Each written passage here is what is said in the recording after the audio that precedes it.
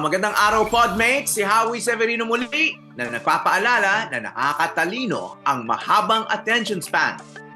Ang paksa natin ngayon ay ang pagbabaha sa Metro Manila at marami pang bahagi ng Pilipinas.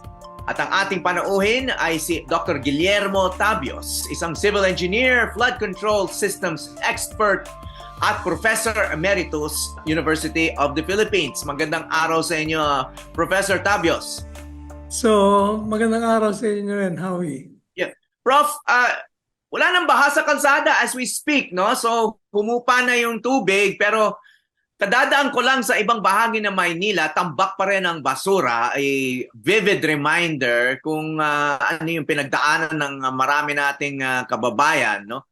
So, Doc, no, as a scholar of flood control, you must be so frustrated, no, that flooding is still a regular occurrence, no? It's not like this is such a surprise for us, no? May mga lumang litrato ng baha sa Maynila noong colonial era pa. 2024 na ngayon, bakit hindi natin masolusyonan ang pagbabaha? Well, geographically or topography-wise, Metro Manila is a city built on swamplands. I mean, the big part of Metro Manila, yung low-lying area, especially yung Old Manila, and of course, somewhere in Sampaloc, Tondo, Binondo, you name it, Pasay.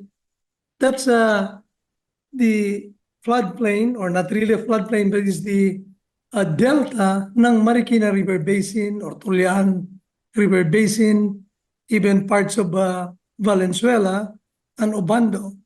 Those are mountains, coming from Sierra Madre and then going down. And then it ends up like after few kilometers, naging flatland siya. And when you reach a flatland, definitely that will be what we call a delta. You'll have a network of channels that form like a delta towards the sea. Now you build a city on that. That's why we have esteros, yung mga sa Paco Estero, all those esteros in Manila. So it's really flood prone to begin with. Then you have these developments where you modify the channel network in a delta.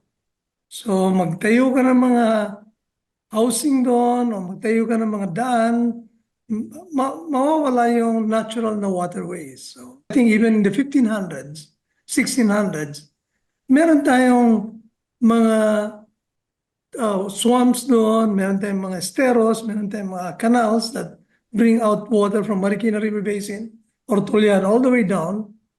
Wala namang tao, walang flood disaster. Now you put people, so nagkaroon ng disaster.